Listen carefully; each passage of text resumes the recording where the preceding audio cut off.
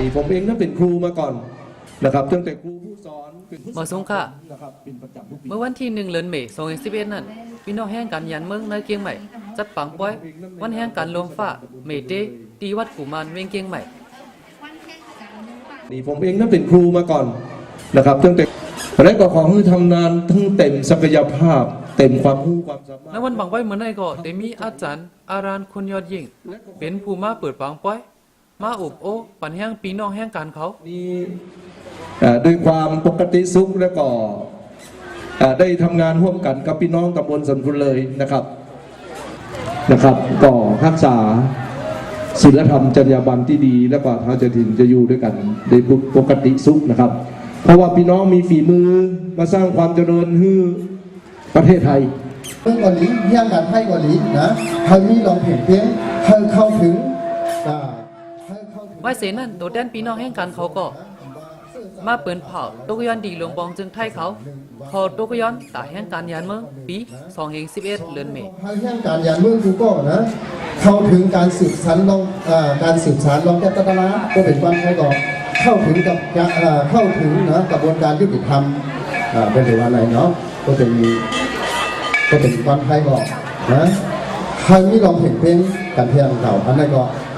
นะว่าแห่งการไทยว่าแห่งการไทยว่าแห่งการมันว่าแห่งการกูจะเอาคือกับอันที่ใส่ที่ยังใส่แห่งการอยู่นั่นใครมีลองเห็นเพลงแบบนี้ก่อนเนาะข้อที่3เนาะแห่งการยานเมืองมีศูนย์ใดอยู่ในเมืองไทยก็เหมือนกันนะมีศูนย์ใดศูนย์เปลี่ยนอันหมายมีสิ่งเมืองหงโดมบ้าหงน้ำบ้าแห่งการยานเมืองสายคณะหงโดมบ้ากูก็หงน้ำบ้าไปถึงบ้ากูก็เข้าถึงศูนย์ใดศูนย์เปลี่ยนกูก็เข้าถึงศูนย์ใดแก้ตลากูก็นะแล้วก็ขันภายซ้อมนะหลังคือพี่น้องแห่งการท่องคากูก็กูก้นก็เด่นมีลองอยู่ลองกินดีๆเนาะหลังคือก็เด่นอะไรเหตุการณ์งานดีๆนั่นกูก็อะไรผู้ศูนย์ใดศูนย์เปลี่ยน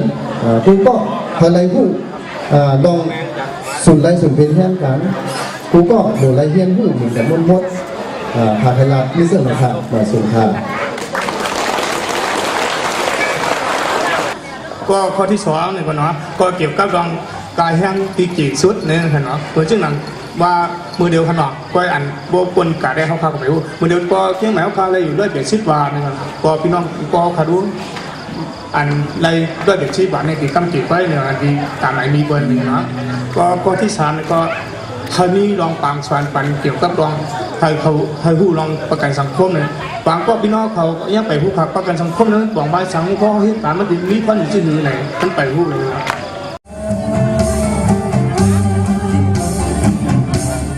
ไว้เสนั่นพี่น้องแห่งการเขาก็วันกันกินข้าวค่ำเขาพักได้เป็นเขาโนดมินเขาเหลืองแหล่น้ำพินมาเคยซุ่มออกเพชรนักข่าวยำนั้นเดมีตังกะเดมีปังห้องกว้างวันไหนก็เดมีลูกใจมูใจเจิงมาก็มาห้องก้อมในพี่น้องแห่งการเขา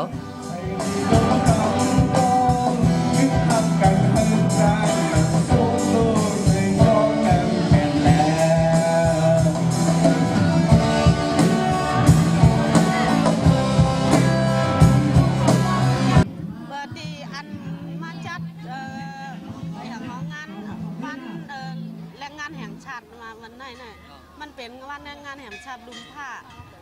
มันเป็นตาตั้งกูเจ้าคือกูวันคือมึงกูกำผ้าวันเหมือนในอะไรมาหันกันกูก็ไหนก็เหตุการณ์ก็เมียวเนาะเหมือนกันการเฮือนกันก่อสร้างการสั่งในก็อะไรมาหันหน้ากันในก็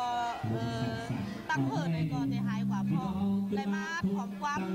หวานเฮอะไรมาหันตั้งกาตั้งแหวนในก็ใจก็เปรี้ยวก็จ้อมเห็นค่ะเพื่อเข้ากว่าเป็นบ้านอย่างเราเป็นไข่โตเดี๋ยวเสนั่นพี่น้องแห่งกันเขาอันหลุดขำเงินดองกันแต่พี่น้องใต้อันพวกที่แผ่นดินไหวดีกันเลยในงานศพผู้มีพระพุทธน้องยาวเกินไปเพราะฉะนั้นแล้ว